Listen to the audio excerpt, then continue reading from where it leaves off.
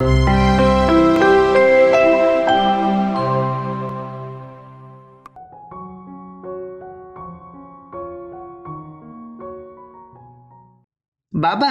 কি হচ্ছে?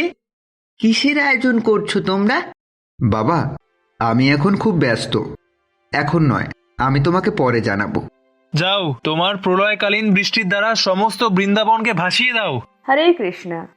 আজ আমরা পরমেশ্বর ভগবান শ্রীকৃষ্ণের একটি অপূর্ব লীলা শ্রবণ করব। এই লীলাটি হচ্ছে গোবর্ধন লীলা। শাস্ত্রে গোবর্ধন পুজোর মহিমা বিস্তারিতভাবে বর্ণনা করা হয়েছে। গোবর্ধন পুজো অন্নকূট নামেও পরিচিত। আজ আমরা জানব কিভাবে ব্রজে গোবর্ধন পুজো প্রচলিত হলো। কৃষ্ণের বয়স তখন 7 বছর। একদিন সে দেখল যে সবাই খুব ব্যস্ত।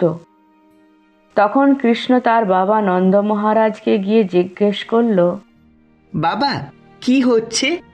কিসের আয়োজন করছো তোমরা এত ব্যস্ত? বাবা, আমি এখন খুব ব্যস্ত। এখন নয়, আমি তোমাকে পরে জানাবো। বাবা, তোমরা এত ব্যস্ত কি করছো? আমি তো সেটাই জানতে চাইছি। এটা তুমি আমাকে জানাতে পারবে না? কৃষ্ণ যখন একটা প্রশ্ন করা শুরু করেছে, এরপর আরও প্রশ্ন করতে থাকবে। আর আমি এখন এত ব্যস্ত যে প্রশ্নের জবাব দেওয়া মুশকিল। বাবা, আমি তোমার কাছে জানতে চাইছি, তোমাকে প্রশ্ন করছি, আর তুমি যদি আমাকে না বলো তাহলে তো আমি অজ্ঞানী থেকে যাব, মূর্খ থেকে যাব, আর লোকে বলবে তোমার ছেলেটা একটা মূর্খ। বাবা, এটা আমরা ইন্দ্র পূজার আয়োজন করছি। ইন্দ্র পূজা? ইন্দ্র পূজা কেন করো? এই শুরু হলো। কৃষ্ণ এখন আমাকে প্রশ্ন করেই যাবে, আর উত্তর না দিলে আবার প্রশ্ন করবে। বাবা, আমরা ইন্দ্র পূজা করি কারণ আমরা বৈশ্য, আর বৈশ্যদের কাজ হচ্ছে কৃষি আর গোরক্ষা, এবং সেই জন্য আমাদের জলের প্রয়োজন। ঘাস ও জমিতে শস্য উৎপাদনের জন্য বৃষ্টির প্রয়োজন হয়, আর সেই বৃষ্টির জন্য আমরা ইন্দ্র পূজা করি, কারণ বৃষ্টির দেবতা হচ্ছেন ইন্দ্র। তাই ইন্দ্রের পূজা করলে ইন্দ্র সন্তুষ্ট হয়ে আমাদের জল দেবেন। বাবা, বৃষ্টি হয় কি ইন্দ্রের প্রসন্নতা বিধানের জন্য, ইন্দ্রের পূজা করার জন্য? হ্যাঁ বাবা, বৃষ্টির জন্যই আমরা ইন্দ্রের পূজা করি। আচ্ছা বাবা, এটা কোনো শাস্ত্রীয় বিচার না লৌকিক বিচার? এ তো বেশ সমস্যায় পড়লাম। বাবা, এটা চিরাচরিত কাল ধরে প্রথা চলে আসছে, তাই করছি। আমার বাবা করেছেন, আমার বাবার বাবা করেছেন। ইন্দ্র পূজার একটা প্রথা আছে, তাই আমরাও করি। আচ্ছা বাবা, সমুদ্রের মাঝে কি কেউ ইন্দ্রের পুজো করে? আর সমুদ্রের কি কোনো জলের প্রয়োজন হয়? তাহলে সমুদ্রের মাঝখানে বৃষ্টি হয় কেন? বাবা কৃষ্ণ, আমি তো তোমাকে বললাম আমরা গোপালক। আমাদের গাভী বৃদ্ধির জন্য, কৃষিকাজের জন্য আমাদের বৃষ্টির প্রয়োজন হয়। না বাবা, ইন্দ্রের পূজা করার দরকার নেই। গোবর্ধন চলো, আমরা গোবর্ধনের পুজো করব, কারণ এই গোবর্ধনের কৃপাতেই গাভীকুল বৃদ্ধি পাচ্ছে। আমাদের গাভীর বাছুরেরা ঘাস তো গোবর্ধন পর্বত থেকেই পায়। সুতরাং চলো, আমরা সকলে গোবর্ধনের পূজা করি। নন্দ মহারাজ তখন কৃষ্ণের কথা বিচার করে দেখলেন এবং কৃষ্ণের কথায় রাজি হলেন। তখন নন্দ মহারাজ সমস্ত বৃন্দাবনবাসীদের ডেকে গোবর্ধন পূজার কথা জানালেন। বৃন্দাবনবাসীরা তখন সকলে রাজি হলো গোবর্ধন পুজো করার জন্য। তারপর ইন্দ্র পূজার জন্য যা কিছু সামগ্রী নেওয়া হয়েছিল তা সমস্ত কিছু নিয়ে যাওয়া হলো গোবর্ধনের কাছে। তখন সেখানে যা কিছু খাবার সামগ্রী ছিল তা স্তূপীকৃত করে একটি পাহাড় তৈরি করা হলো, অন্নের পাহাড়, অন্নকূট। এইভাবে তখন সকলে গোবর্ধন পূজা করতে লাগলো। আর এইদিকে ইন্দ্রের পুজো হবে সেই অপেক্ষাতে ইন্দ্র তার সিংহাসনে বসে আছে, কিন্তু পুজো তো আসছে না। ইন্দ্র তখন তার অনুচরকে ডেকে পাঠালো। কি ব্যাপার, দেখে এসো তো, বৃন্দাবনবাসীরা কেন এখনো আমার পুজো করছে না? ইন্দ্রের কথা মতো অনুচরেরা বৃন্দাবনে এসে সমস্ত কিছু দেখে ইন্দ্রকে জানালো।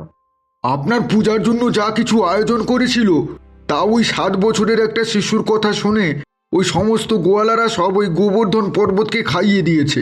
ইন্দ্র শুনে খুবই ক্রুদ্ধ হয়ে গেল। এইভাবে এরা আমাকে অপমান করছে। চলো, আজকে এদেরকে যথার্থ শাস্তি দিতে হবে। সম্বর্ধক মেঘকে ডেকে পাঠাও।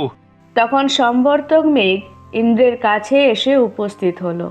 যাও, তোমার প্রলয়কালীন বৃষ্টির দ্বারা সমস্ত বৃন্দাবনকে ভাসিয়ে দাও। তখন বৃন্দাবনবাসীরা দেখল ঈশান কোণে একটা মেঘ কালো হয়ে ক্রমশ বাড়তে থাকছে এবং কিছুক্ষণ পরে প্রচণ্ড বজ্রাঘাত সহ বৃষ্টি শুরু হলো। মেঘের দিকে তাকিয়ে দেখো, মনে হচ্ছে আমাদের উপর খুবই রেগে রয়েছে। বজ্রাঘাত হচ্ছে, তুফান বৃষ্টি, মানে এই লক্ষণ তো খুবই খারাপ, বুঝলে? আমার তো মনে হয় এটা কোনো প্রলয়ের সংকেত। নন্দ মহারাজ ও যশোদা মাকেও খুব চিন্তিত মনে হচ্ছে। তখন বৃন্দাবনবাসীরা কৃষ্ণের কাছে গিয়ে বলতে লাগলো, কৃষ্ণ, কৃষ্ণ দেখো, ইন্দ্র নিশ্চয়ই আমাদের উপর রেগে গেছে। এখন কি করি? কেন আমরা ইন্দ্রকে অসন্তুষ্ট করলাম? এখন তো সব সর্বনাশ হয়ে যাবে। কোনো ভয় নেই, তোমরা এসো, গোবর্ধন এখন আমাদের সকলকে রক্ষা করবে। এই বলে কৃষ্ণ তখন বাঁ হাতের কনিষ্ঠ আঙুল দিয়ে গোবর্ধনকে তুলে ধরল। এখন তোমরা সকলে এই গোবর্ধনের আশ্রয় নাও, গোবর্ধন অবশ্যই তোমাদের রক্ষা করবে। গোবর্ধন পর্বতটি তোলার ফলে নিচে একটি বিশাল গর্ত হয়েছিল। সেখানে সকল বৃন্দাবনবাসী তাদের গরু বাছুর নিয়ে ওখানে আশ্রয় নিল। এইদিকে ইন্দ্র তার অনুচরকে ডেকে পাঠালো বৃন্দাবনের কি অবস্থা দেখে আসার জন্য। ব্রজে আর কেউ বেঁচে নেই, সব শেষ হয়ে গেছে। ইন্দ্র মনে মনে খুবই খুশি হলো, কিন্তু তার পরক্ষণে তার অনুচর এসে খবর দিল, না না, বৃন্দাবনবাসীদের কিচ্ছু হয়নি, এমনকি তাদের পশুদেরও কিচ্ছু হয়নি। ওই পর্বতটা আপনার জন্য যে সমস্ত খাবার আনা হয়েছিল সেটা খেয়ে তার এমন শক্তি হয়েছে যে সে এখন আকাশে উড়তে শুরু করেছে, আর সকলে গিয়ে তার নিচে আশ্রয় নিয়েছে। ও একটা তো পাহাড় ছিল যার নাম মৈনাক। ওর পাখা ছিল, উড়তো। আমি তো বজ্র দিয়ে ওর পাখা দুটো কেটে দিয়েছি। ও সমুদ্রে পড়ে গিয়েছে। এই মৈনাকের কি আবার পাখা গজিয়েছে? ঠিক আছে। তখন ইন্দ্র গোবর্ধন পর্বতের উপর বজ্রপাত করতে থাকে, কিন্তু গোবর্ধন পর্বতের কোনো কিছুই হলো না। একের পর এক বজ্রাঘাত ব্যর্থ হতে লাগলো। ইন্দ্র তখন আশ্চর্য হয়ে গেল। কি ব্যাপার, আমার বজ্র পর্যন্ত ব্যর্থ হয়ে গেল, এটা কি করে সম্ভব? ইন্দ্র তখন দেবতাদের গুরু বৃহস্পতির কাছে গেল এবং বৃহস্পতিকে সব কথা জানালো। ইন্দ্র, তুমি মস্ত বড় ভুল করেছ। যাকে তুমি একটা ছোট 7 বছরের শিশু বলে মনে করেছ, সে তোমার প্রভু নারায়ণ ছাড়া আর কেউ নয়। সব শুনে ইন্দ্র তখন ভয়ে কাঁপতে লাগলো। আমি আমার প্রভুকে এইভাবে অবমাননা করলাম, তার ভক্তদের মারবার সংকল্প করলাম। এ তো মস্ত বড় অপরাধ হয়ে গেছে। গুরুদেব, কি করে এই পরিস্থিতি থেকে উদ্ধার পাবো? দেখো, প্রভু তো তোমার ওপর খুবই ক্রোধান্বিত। তুমি প্রভুর সামনে গেলে কি হবে তা জানি না, তবে তুমি এক কাজ করো, তুমি সুরভি গাভীর শরণাপন্ন হও। সুরভি শ্রীকৃষ্ণের অত্যন্ত প্রিয়। সুরভিকে দেখে শ্রীকৃষ্ণের ক্রোধ শান্ত হবে। তবে তুমি সুরভির পিছনে ওর লেজ ধরে লুকিয়ে যাবে, যাতে কৃষ্ণ তোমাকে না দেখতে পায়। এইভাবে সুরভিকে সাথে নিয়ে ইন্দ্র বৃন্দাবনে গেল। প্রথমে সুরভি তার দুধ দিয়ে শ্রীকৃষ্ণকে অভিষেক করালো, তার ফলে শ্রীকৃষ্ণ শান্ত হলো। তখন ইন্দ্র বেরিয়ে এসে শ্রীকৃষ্ণের চরণে প্রণাম জানিয়ে তার অপরাধের জন্য ক্ষমা ভিক্ষা চাইলেন। প্রভু, আমার অপরাধ ক্ষমা করবেন।